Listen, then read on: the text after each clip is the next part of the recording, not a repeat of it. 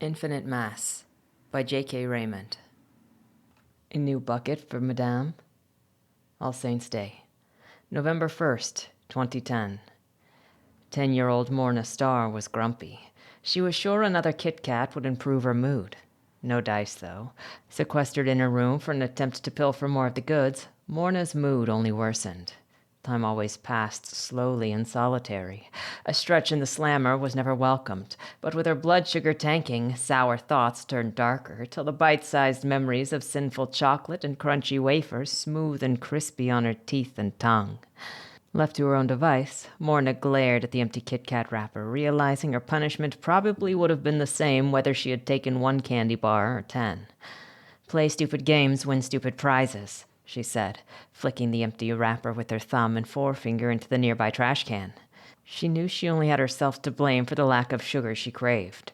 Wrong as it was, and dumb as it was, the cravings whispered new and inventive ways to land a bigger score. If she could find a way to get her hand on one more Laffy Taffy, it would most certainly make up for the time served, and at the very least make up for the unholy fact that she was up and dressed early for church on a no-school day. Ugh, Morna huffed, looking over at her stuffed Cheshire cat Cradle as she pulled against the starchy white collar of her church shirt. They get you all excited for a month, she told the stuffed cat. What are you going to be for Halloween?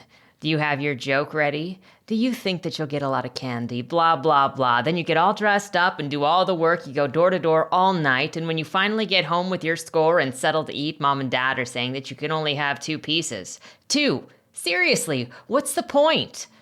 Morna looked at Cradle with a know-what-I-mean look and waited for his confirmation.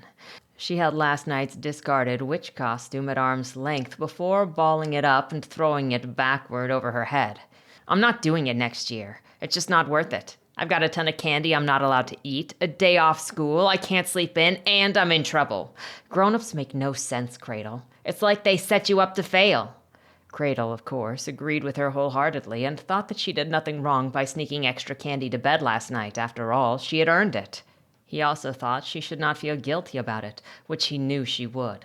Not now, mind you, in the heat of the battle. Morna was nothing if not righteous. With time, regardless of her naturally rebellious stance on the unfairness of any given situation, regardless of her upbringing, Morna eventually felt equally guilty about everything, big or small, thought or deed.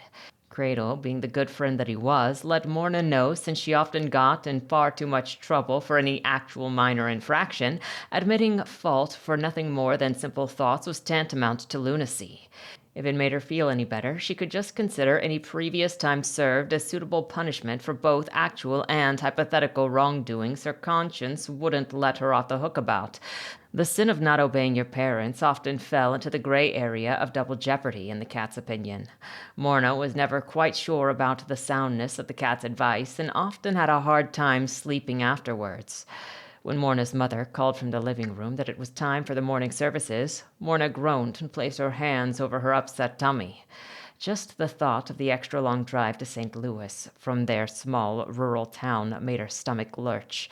She couldn't understand why her mother made such a big deal about attending a big church in the city on holy days of obligation. She would get carsick. She always did on long rides.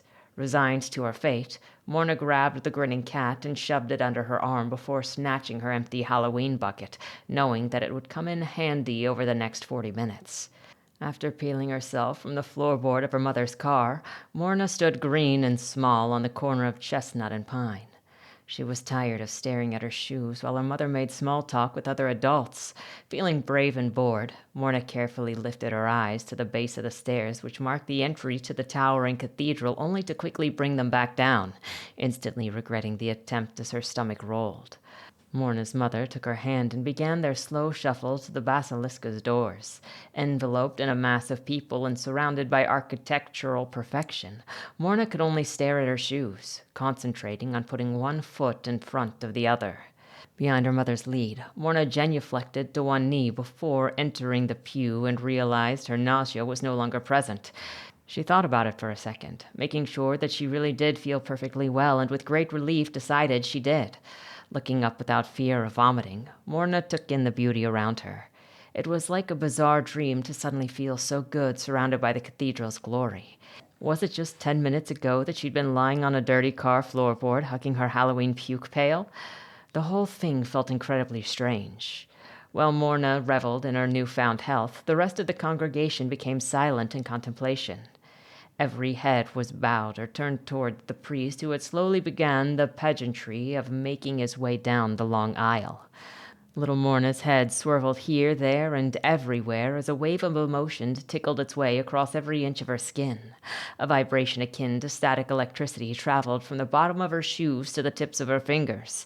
It was as if a current of electricity flowed through her, but it was impossible.